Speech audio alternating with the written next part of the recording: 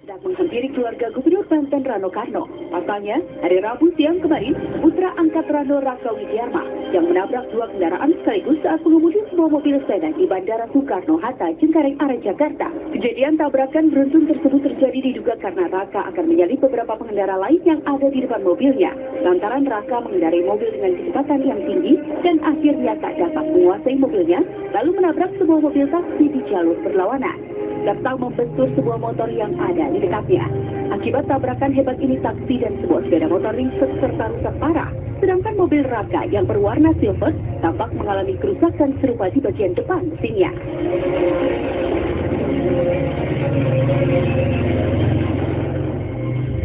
Keterangan didapat dari Kasat Lantas Polresta Bandara Soekarno-Hatta, Kompol Salim Margi, membenarkan sebuah sedan yang dikendarai Raka memang menabrak dua kendaraan saat menyalip.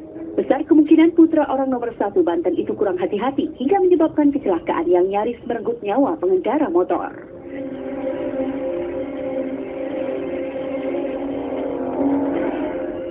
Jadi atas kejadian kecelakaan yang ada di parameter utara, yaitu kendaraan yang dikemudikan oleh Raka, di mana si Raka itu akan mendahului kendaraan yang ada di depannya, ternyata kurang berhati-hati sehingga menabrak atau benturan dengan KN yang berlawanan.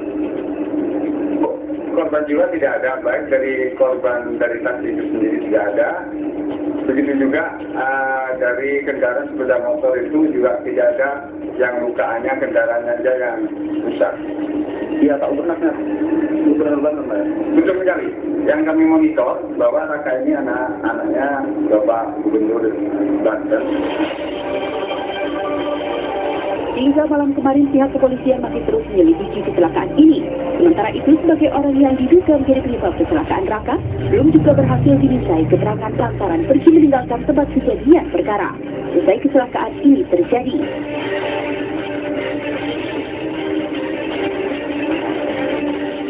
dari supir taksi maupun dari kendaraan roda 2 saya kembalikan dulu, untuk besok akan kami periksa, karena untuk pengemudi KRHRT-nya itu masih belum diketahui. Mereka menggunakan, setelah terjadi kecelakaan mereka naik taksi.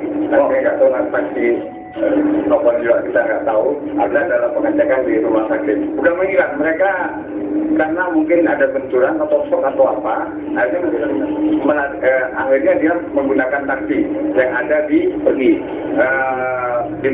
TKP. Jadi mereka mungkin mengarah ke rumah sakit.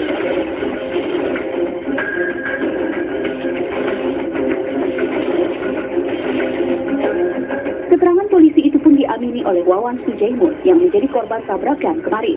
Wawan tak menampik kalau mobil yang dikendarai Raka dan mobil yang ia kendarai adu banteng saling bertabrakan.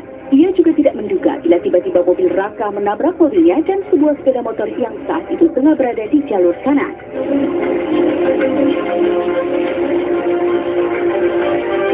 Sekarang kan tahu bahwa penumpang dari Tangerang sebenarnya sih